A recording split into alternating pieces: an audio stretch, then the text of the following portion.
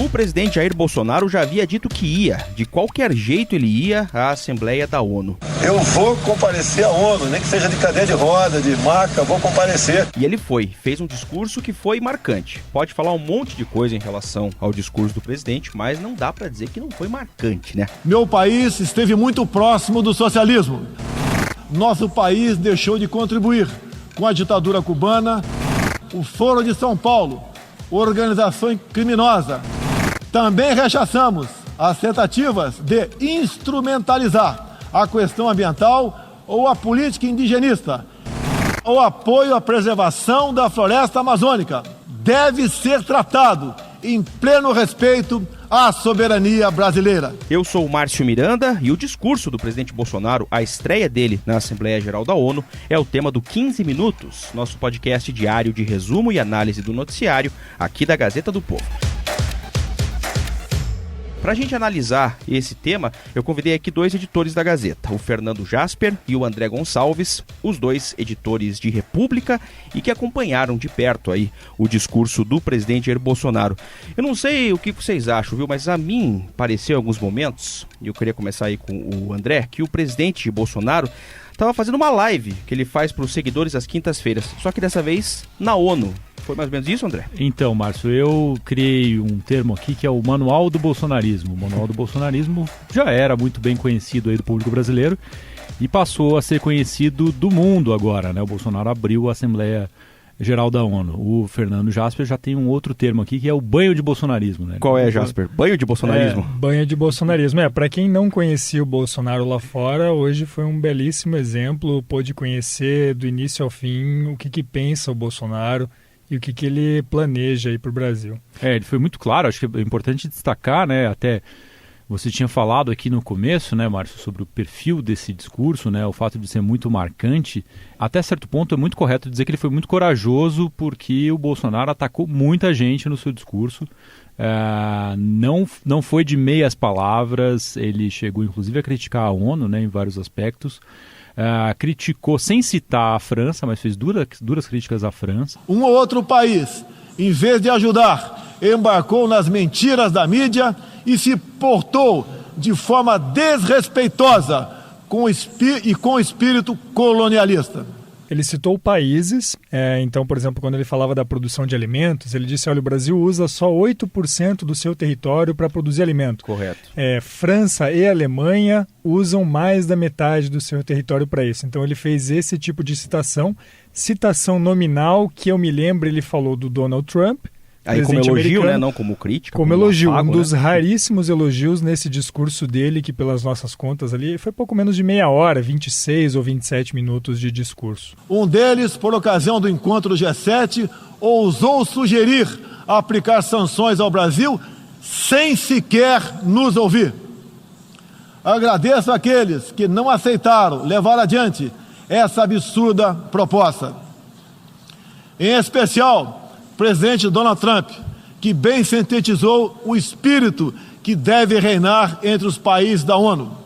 Respeito à liberdade e à soberania de cada um de nós. Pois é, a gente tem que dividir o discurso dele em algumas áreas, né? Acho que, numa linha geral, ele falou muito sobre um tema que é muito caro ao bolsonarismo, que é o antissocialismo, o antipetismo. Um acordo entre o governo petista e a ditadura cubana trouxe ao Brasil 10 mil médicos sem nenhuma comprovação profissional. Isso norteou o discurso do começo ao fim. Ele já abriu falando da relação do governo petista com mais médicos, aí aproveitou para dar uma cutucada na ONU, que a ONU referendou o acordo para a vinda de médicos cubanos ao Brasil.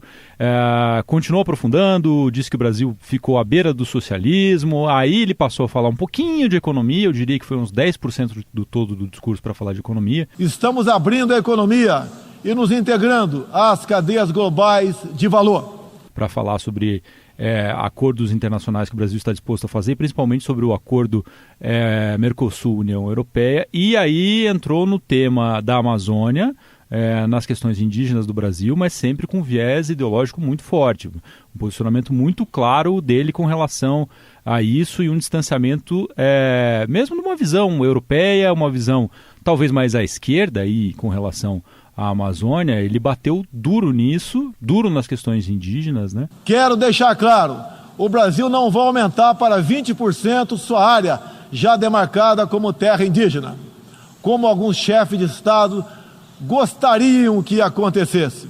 Por fim, voltou a questão ideológica mais voltada ao bolsonarismo, questão conservadora de costumes, falou sobre isso também, sobre como o socialismo ficou entranhado no Brasil, segundo ele, durante os governos petistas. E também durante a fala da Amazônia, né, Jasper, ele trouxe à tona a discussão envolvendo um tema que é muito também ligado aí à formação militar, talvez ao núcleo militar do governo, que é a questão da soberania, né? Falou muito sobre isso também durante o discurso. Tem uma frase dele, inclusive, que ele diz o seguinte: é uma falácia dizer que a Amazônia é patrimônio da humanidade e um equívoco, como atestam os cientistas, afirmar que a Amazônia, a nossa floresta, é o pulmão do mundo. Então ele fez questão de ressaltar essa questão, não é patrimônio da humanidade, né? Patrimônio dos brasileiros, tem essa preocupação com a soberania. Mais adiante, inclusive, ele falou que qualquer oferta de apoio ou de ajuda vinda do exterior vai ter que levar em conta a soberania brasileira. Ele não vai aceitar que alguém venha querer discutir isso sem consultar o Brasil antes. E, Fernando, bem nessa hora ele falou de um país, né? Um país que falou de forma desrespeitosa sobre o Brasil, Qual na questão será? amazônica, e um país que sugeriu impor sanções ao Brasil sem sequer nos ouvir. Ou seja, ele deixou uma lacuna ali, mas é óbvio de que ele estava falando da França. Agora, o que me chama a atenção nessa questão da Amazônia, Márcio, que o Bolsonaro queria muito ir para a ONU para poder falar lá, ele fez lá um compromisso solene, né, palavras dele, com a preservação do meio ambiente e o desenvolvimento sustentável em benefício do Brasil e do mundo. Falou que o Brasil é rico, né, a Amazônia também, em biodiversidade e riquezas minerais, e que apesar de tudo isso ela está praticamente intocada. Nossa Amazônia é maior que toda a Europa Ocidental e permanece praticamente intocada. Prova de que somos um dos países que mais protege o meio ambiente. É bem controversa essa afirmação, a gente sabe que a Amazônia não está intocada, e de qualquer forma os méritos nessa questão, se a Amazônia até hoje está mais ou menos protegida, tem muito mérito aí do que aconteceu anteriormente, né? Não é mérito do governo Bolsonaro a Amazônia estar mais ou menos preservada, é mérito do que veio anteriormente.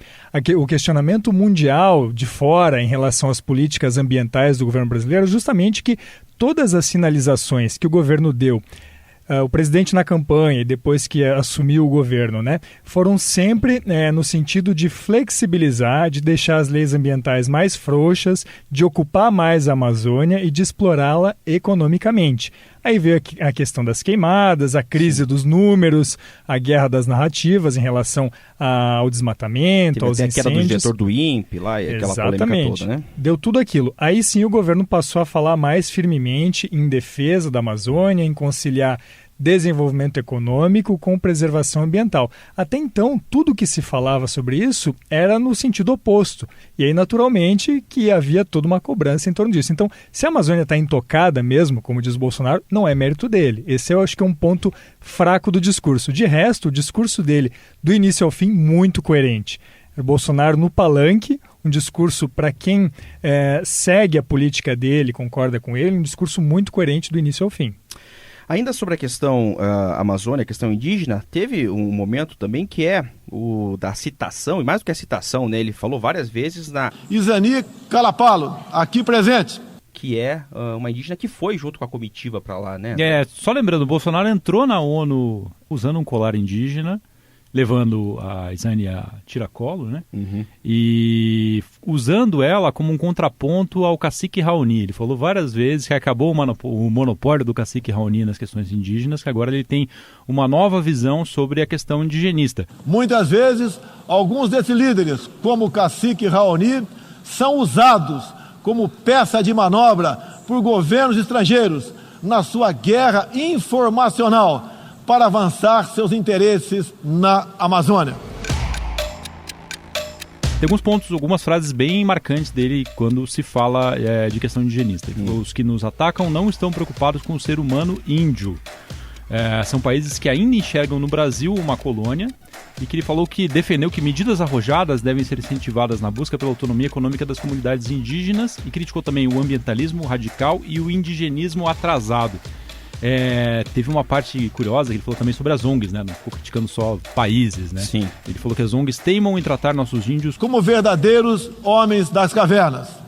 ONGs também foram criticadas depois pelo presidente Donald Trump, né, dos Estados Unidos, quando foi na sequência aí do presidente Bolsonaro. Em algum momento também houve uma crítica feita por ele a organizações não governamentais. Pois é, o Trump que elogiou o discurso do Bolsonaro. Ele já tinha feito um afago de leve, né, ao Bolsonaro um dia antes. Algumas repórteres brasileiras tentaram entrevistá-lo um dia antes da Assembleia Geral. E ele falou que foi perguntado sobre o Bolsonaro e respondeu apenas que é um grande homem. Exatamente. Ainda sobre a Izani Kalapalo, ela é uma índia que se diz de direita, né? Inclusive ela é atuante nas redes sociais também, assim como boa parte do entorno do Bolsonaro, né? Eu vou ler aqui um tweet que ela escreveu em 12 de agosto, um mês e meio atrás mais ou menos, né? Quando índios foram protestar lá em Brasília. Ela escreveu o seguinte: índios esquerdistas fazendo baderna em Brasília. Enquanto isso, índios de bem estão em suas aldeias trabalhando e pescando ou caçando para alimentar sua família.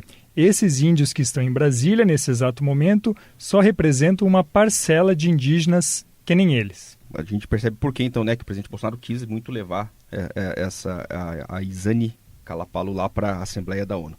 Bom, falando um pouco sobre repercussão, né? A gente teve o discurso, a gente já volta a falar um pouco mais sobre ele, mas o que já deu para sentir como termômetro aí, e aí a gente pode falar tanto de repercussão em redes sociais, como até repercussão de alguns líderes, sobre esse discurso do presidente Bolsonaro, que foi a estreia dele lá na ONU.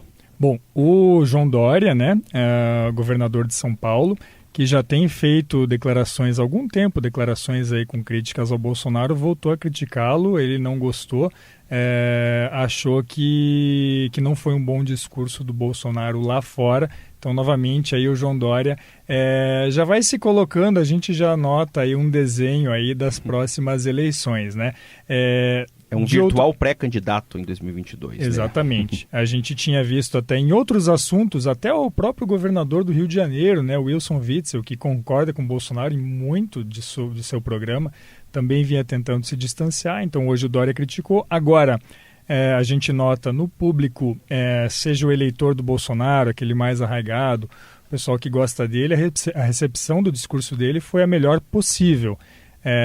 As definições são de que foi um discurso de estadista, que o presidente impôs respeito, e marcando uma diferença em relação a discursos de presidentes anteriores, vários deles que buscavam sempre um tom mais de conciliação ali, né? Uma fala mais global e menos voltada tanto para os interesses internos do Brasil. Ainda um pouco nessa linha do Fernando, eu acho que teve muito método na elaboração do discurso. Obviamente, esse discurso tinha um alvo claro, que era o público bolsonarista interno no Brasil, mas ele também atendia, sim, a algumas demandas internacionais. Vale lembrar que um dia antes do discurso, o filho do presidente, Eduardo Bolsonaro, que deve ser indicado aí para o cargo de embaixador nos Estados Unidos, esteve reunido com o Steve Bannon. Steve Bannon é um dos grandes ideólogos da nova direita, foi uma peça-chave na eleição do presidente Donald Trump, depois se afastou do trumpismo, e ele é líder de um movimento internacional de lideranças de direita, né, lideranças usualmente populistas, né, como ele mesmo define. E o discurso é muito alinhado ao que pensa o movimento, né, que é o grupo liderado pelo Steve Bannon. Pareceu muito adequado o discurso do Trump, que sucedeu, o discurso do Bolsonaro foi numa mesma linha, atacaram muito uma questão internacional, aí, uma visão que é definida como globalismo, né? Não confundir com globalização, né? Atacaram o globalismo em conjunto e parecia uma dobradinha ali. Falou primeiro o Bolsonaro, depois o Trump, depois tinham outros presidentes que falam algo bastante similar, como o Recep Erdogan, o presidente da Turquia. Ou seja, tem bastante método, sim. Não dá para achar que ele foi lá apenas fazer um discurso político interno. Ele fez um discurso político interno que, na minha visão, surtiu efeito. Ele mobilizou o seu público, agitou a sua militância e, ao mesmo tempo, ele mandou um recado internacional de alinhamento. Só que esse alinhamento também tem seus custos, né? Ele atacou a ONU, ele atacou a França e, indiretamente, ele acaba atacando a União Europeia, que é responsável, até pelas palavras do próprio Bolsonaro, pelo um dos grandes acordos comerciais que foram feitos nos últimos anos, o acordo comercial entre Mercosul e União Europeia, que precisa ser referendado aí ainda pelos dois blocos econômicos. E já teve um revés aí na Áustria, né? O acordo Mercosul-União Europeia com o parlamento da Áustria lá não autorizando, né? Isso mesmo. Bom, pra gente fechar, tá acabando o nosso tempo aqui. Fernando Jasper, André Gonçalves, uma última pergunta pra gente responder aí. Na avaliação de vocês, foi dentro do que se esperava ou chegou a surpreender, de certa maneira, o discurso? Bom, até ontem se esperava ou se ventilava que haveria um discurso conciliatório. Nesse ponto foi surpreendente. Foi um discurso nada conciliatório, foi bastante agressivo, digamos assim. Porém, para quem conhece o Jair Bolsonaro, foi um discurso muito alinhado com o que ele sempre disse, com o que ele sempre defendeu. O socialismo está dando certo na Venezuela. Todos estão pobres e sem liberdade. André. Eu vou nessa mesma linha. Eu acho que surpreendeu porque se esperava que ele buscasse um certo tom de conciliação, seguindo aí uma linhagem até de discursos dos últimos presidentes brasileiros, que eram discursos muito mais voltados a temas mais amenos, temas mais internacionais. Ele voltou para o seu público interno, mas não dá para falar que chega a ser surpreendente do ponto de vista de conteúdo. Foi, como eu disse lá no começo, um manual de bolsonarismo. Cada um de vocês pode comprovar o que eu estou falando agora. Não deixe de conhecer o Brasil. Ele é muito diferente daquele estampado em muitos jornais e televisões. André, obrigado pela participação. Até a próxima. Valeu, Márcio. Fernando Jasper, obrigado. Até a próxima. Valeu, até. Esse foi mais um 15 Minutos, nosso podcast diário de resumo e análise do noticiário. 15 Minutos tem a produção da Jennifer Ribeiro e do Vivaldo de Souza Neto, a montagem do Leonardo Bestloff e a edição de conteúdo do Rodrigo Fernandes. Eu sou o Márcio Miranda e agradeço muito a sua companhia. Até mais!